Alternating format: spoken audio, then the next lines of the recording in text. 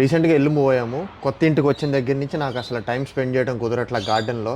ఆ ఇంట్లో ఎంతో ప్రేమగా పెంచుకున్న గార్డెన్ని ఒక మినీ సైజ్ అమెజాన్ ఫారెస్ట్ లాగా తయారు చేసుకున్నాను నాకు కుదిరినంతలో.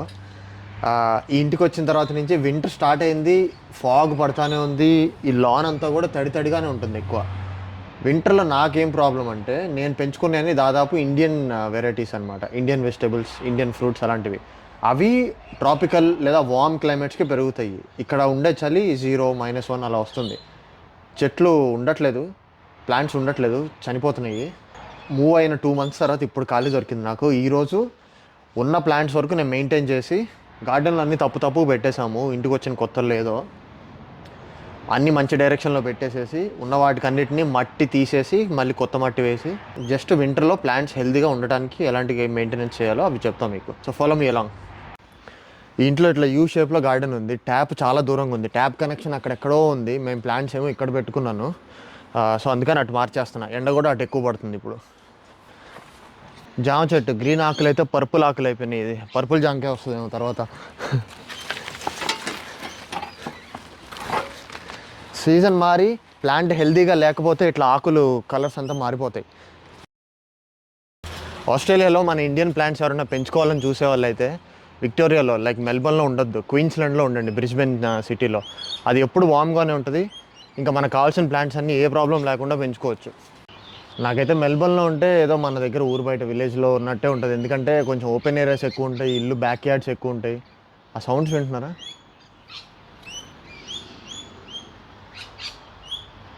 పక్షులు అరుస్తూ ఉంటాయి, కొంచెం ప్రశాంతంగా ఉంటుంది, మైండ్ పీస్ ఉంటుంది. నాకైతే సిడ్నీలో ఏంటంటే ఈ కాంట్రవర్షియల్ ఒపీనియన్ అవుతుంది.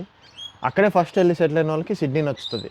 అది హెవీ క్రౌడెడ్ ఉంటుంది, కొంచెం బిల్డింగ్స్ ఎక్కువ. ఇట్లా peaceful area, peaceful back yard ఇవన్నీ కావాలంటే సిటీకి దూరంగా వెళ్ళిపోవాలి. అవి చాలా కాస్ట్లీ ఉంటాయి. క్వీన్స్లాండ్ ఇంకా వేరే స్టేట్స్ ఇవన్నీ కూడా చాలా బాగుంటాయి. మళ్ళీ ఇట్లానే సర్ప్రైజింగ్లీ నిమ్మకాయ చెట్టు ఒక్కటే బాగుంది, ఇంకా పెరిగింది ఆ ఇంటి నుంచి ఇంటికి తీసుకొచ్చినాక. ఇది చలికాలంలో పెరిగిద్దేమో మరి. పొట్టిదానా అటు జరుగు.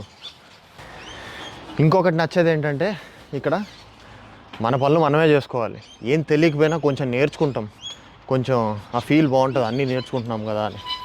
ఇండియాలో కూడా నేర్చుకోవచ్చు మన పనులు మనం, కానీ ఆల్రెడీ మన పేరెంట్స్కి తెలిసిన వాళ్ళు ఉంటారు, వాళ్ళని పిలుస్తారు, వీళ్ళని పిలుస్తారు, ఇంకా బాగా చేస్తారులే అని చెప్పి మన చేతికి ఇయర్ ముందు.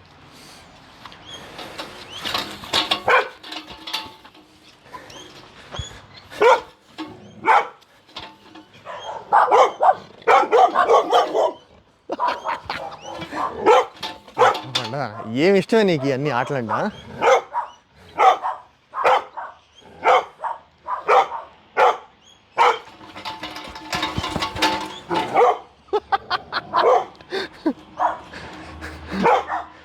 ఇంకా చాలే, నేనే ఒకదానికి కొంచెం గ్యాప్ ఇవ్వాలి. కొంచెం పెరిగి పెద్దదైతే అన్ని ఆకులు ఒకదాని మీద ఒకటి పడిపోతాయి. పక్కింట్లో కూడా డాగ్ ఉంది, అది వచ్చి ఇక్కడ ఫెన్సింగ్ నుంచి పీప్ చేసి చూస్తూ ఉంటుంది. వీళ్ళిద్దరు వెళ్ళి డైలీ హాయ్ చెప్తారు. పొద్దున్న లేవగానే పరిగెత్తుకుంటూ వస్తారు. మళ్ళీ ఇప్పుడు ఈవినింగ్ మా కోలాగాడి బాయ్ ఫ్రెండ్ అది. ఇంటికి వచ్చిన దగ్గర నుంచి కోలా అసలు ఫుల్ బిజీ అయిపోయింది, మమ్మల్ని పట్టించుకోవట్లా. దాని బాయ్ ఫ్రెండ్తోనే పొట్టిదానే నీకెందుకే కోలా బాయ్ ఫ్రెండ్తోని? అయ్యా మా చూర పాప మామూలుగా గడ్డి తడిగి ఉంటుంది కదా, గడ్డిలో కాలు కూడా పెట్టదు, సుకుమారం. ఇదంతా ఇంతకుముందు చెట్లు కుండీలు ఉన్నాయి కదా, ఇక్కడ ఎండిపోయిన మట్టి ఉంది, అందుకని చెప్పి దీని మీద మాత్రమే నడుస్తుంది. కాళ్ళు క్లీన్ చేస్తే ఇష్టం ఉండదు, దాన్ని పట్టుకుంటే ఇష్టం ఉండదు. ఇప్పుడు కూడా మొత్తం ఎండిపోయిన గడ్డి మీద నుంచి మాత్రమే నడుస్తుంది, తడిగున్న గడ్డి మీద అడుగు కూడా పెట్టదు. పొద్దునే నేను దాన్ని నిద్రలేపి తీసుకొచ్చేప్పుడు కూడా ఈ షెడ్ పక్కన చిన్న సిమెంట్ దిమ్ము ఉంది కదా, దీని మీద మాత్రమే ఆచితూచి ఫ్యాషన్ మోడల్లా నడుచుకుంటూ వెళ్తుంది. ఇక్కడ మాత్రం పని కానిస్తుంది. ఏందమ్మా నీ ప్లేస్లోకి వచ్చానా? ఇంట్లో నుంచి దీన్ని బయటికి తీసుకురావాలంటే ఇలా రాను పొద్దున్నే. ఇంటి లోపల నుంచి అటు సైడ్కి ఇంకో ఎంట్రన్స్ ఉంది, అటు వస్తే ఆ సిమెంట్ గట్టు మీద అంతా నడుచుకుంటూ పని కానిస్తుంది పొద్దున్నే. పెద్ద పెద్దవి అయిపోయినాయి హాయిగా. ఇప్పుడు చిన్న చిన్న ఎంత బాగున్నాయో పెంచుకోవడానికి మూవ్ చేసుకోవడానికి అటు ఇటు. మా ఇంట్లో ఉండే ఆవు పిల్లని చూస్తారా మీరు? ఆవు దూడని కమ్యర్ కోలా. మా ఇంట్లో ఉండే ఆవు పేరు కోలా. ఫుడ్డు, మా ఫుడ్డు, దీని ఫుడ్డు అన్నీ కాకుండా గడ్డి కూడా మేస్తుంది అమ్మ పొద్దున్నే మేము చూడినప్పుడు వచ్చి. మా ఇంట్లో లెమన్ గ్రాస్ ప్లాంట్ ఉంది, ఎండిపోయింది.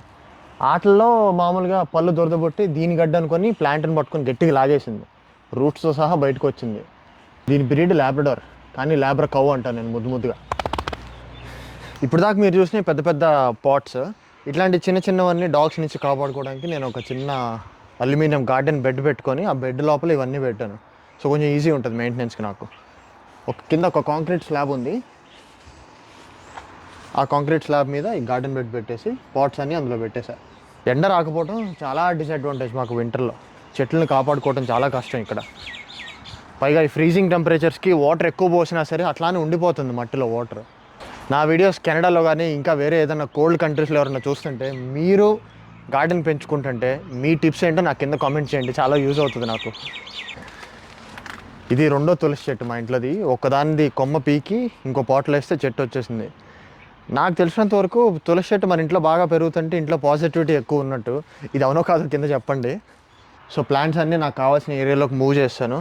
నెక్స్ట్ ఏం చేయాలి అంటే మట్టి మారుస్తా అని చెప్పా కదా, మట్టి ఉన్నది కాస్త కొంచెం కింద నుంచి తీసి కొత్త మట్టి వేసేసి దానిపైన ఇంకొక లేయరింగ్ కింద కంపోస్ట్ వేస్తా. స్పెషల్ ఏంటంటే హోమ్ మేడ్ కంపోస్ట్ ఇది. మా ఇంట్లో ఏ ఫుడ్ మిగిలిపోయినా, లైక్ వెజిటేబుల్స్ మనం వండుకునే అప్పుడు పీల్స్ అవన్నీ తీసినా సరే బిన్లో పడేయము, తీసుకొచ్చి ఒక కంపోస్ట్ బిన్ కొన్నాను. ఆ కంపోస్ట్ బిన్లో నేను పడేసాను అన్నీ.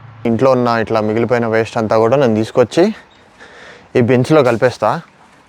ఎప్పుడైనా సరే హాఫ్ బిన్ ఖాళీ ఉంచేలా చూసుకోవాలి, ఎందుకంటే ఆ కంపోస్ట్ అనేది ఫామ్ అవ్వదు, లేకపోతే దానిలో గ్యాసెస్ అనేవి రిలీజ్ అవ్వదు బిన్ ఫుల్గా ఉంటాయి. వేసి వదిలేయకూడదు. నేను ఆల్రెడీ హోల్స్ పెట్టుకున్నా, అందులో ఉన్న వాటర్ బయటకు వెళ్ళిపోవడానికి, వేస్ట్ వాటర్ అంతా. ఇప్పుడు దీన్ని ఏం చేస్తానో చూపిస్తా. దీన్ని ఇలా పడేసి రోల్ చేయాలి ముందుకి వెనక్కి.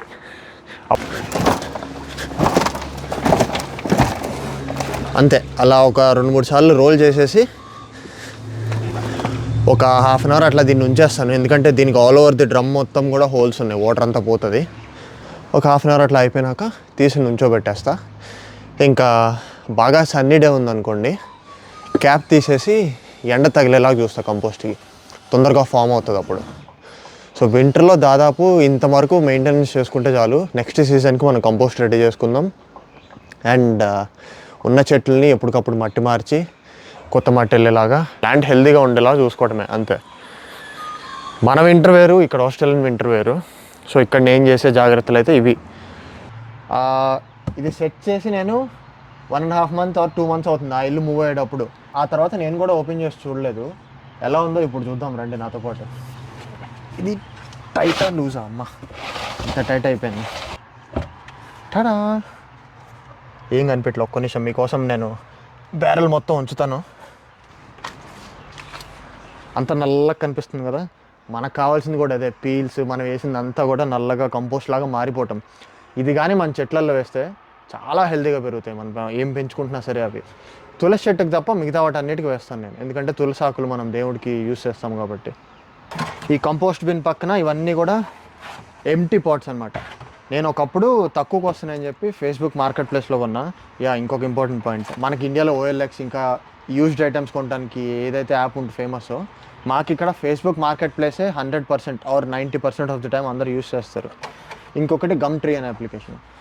వాటిలో నేను ఒక్కొక్క పాట్ $5 వస్తుంటే తీసుకొచ్చేసి చాలా పెట్టుకున్నా. ఇవన్నీ కూడా నాకు గార్డెనింగ్ అంటే ఇష్టం కాబట్టి ఎప్పుడు నేను వేస్తే అప్పటికి యూజ్ అవుతుందని చెప్పి తెచ్చిపెట్టుకున్నా. ఈ బ్లాక్ది వచ్చేసి షేడ్ క్లాత్. నాదొక షార్ట్ పెట్టాను, మీరు చూడకపోతే కనుక వెళ్ళి చూడండి ఆ షార్ట్లో ఆ ఇల్లు ఖాళీ చేసేటప్పుడు ప్లాంట్స్ అన్నిటికీ పైన గ్రీన్ షేడ్ కట్టా అని చెప్పా కదా, ఇదే అది. ఆ క్లాత్ పడేయడం ఎందుకని తీసుకొచ్చుకున్నా. ఇప్పుడు ఇంకొక ఇంపార్టెంట్ వస్తువు చూపించబోతున్నాం మీ అందరికీ. నా బూత్ బంగ్లాలోకి వెల్కమ్ మీ అందరికీ. ఇది మా గరాజ్, టూల్స్ అన్నీ ఉంటాయి. ఇది నా డ్రిల్లర్. నేను డ్రిల్లర్ని ఎలా వాడతానంటే, ఇవి వచ్చేది మనకి ఎలా వస్తాయంటే, ఇట్లా బ్యారెల్ మొత్తాన్ని, ఈ ఫుల్ బ్యారెల్ని వీళ్ళు ఇట్లా హాఫ్ కట్ చేసి ఇస్తారు మనకు కావాలంటే. సో మనం దీనిలో చెట్లు వేసుకొని వాటర్ పడతా ఉంటే వాటర్ బయటకు వెళ్ళడానికి దారి ఉండదు కదా, అందుకని చెప్పి నేను కింద ఒక 2 హోల్స్, ఇంకా సైడ్స్లో 2 హోల్స్, అటొకటి ఇటొకటి పెట్టేస్తా. ఎక్సెస్ వాటర్ అనేది డ్రైన్ అయిపోతుంది. ఎప్పుడైనా వర్షం పడినా సరే చెట్లకి ఇబ్బంది లేకుండా ఉంటుంది. That's one useful tip for you. నాకు చాలామంది పర్సనల్గా రీచ్ అవుట్ అయ్యి గార్డెన్ గురించి కొంచెం అప్డేట్స్ ఇంకా టిప్స్ ఇవన్నీ చెప్పమని చెప్పారు. నేను ఈరోజు మొత్తానికి 2 months తర్వాత వర్క్ చేశాను కాబట్టి నా గార్డెన్ అప్డేట్స్ అయితే ఇవి. ఇంకా చాలా అప్డేట్స్తో నేను మీ ముందుకు వస్తూ ఉంటాను. షార్ట్స్ అండ్ వీడియోస్ చేస్తాను. నా సీడ్స్ ఎక్కడి నుంచి తెప్పించుకుంటాను, నేను ఎలాంటి ఫర్టిలైజర్స్ వాడతాను, ఆ ఫర్టిలైజర్స్ ఇంట్లో చేసినవా లేదా బయట కొన్నవా, ఇట్లాంటి టిప్స్ అన్నీ కూడా నేను మీకు అప్కమింగ్ వీడియోస్లో ఇస్తూ ఉంటాను. So please keep watching, like, share and subscribe my videos. అందరు లైక్ చేయండి. సో ఇట్లాంటి కంటెంట్ అందరికీ సజెషన్స్ వెళ్తాయి, యూస్ఫుల్ ఉన్న వాళ్ళు అందరు చూస్తారు. Until my next video, bye bye.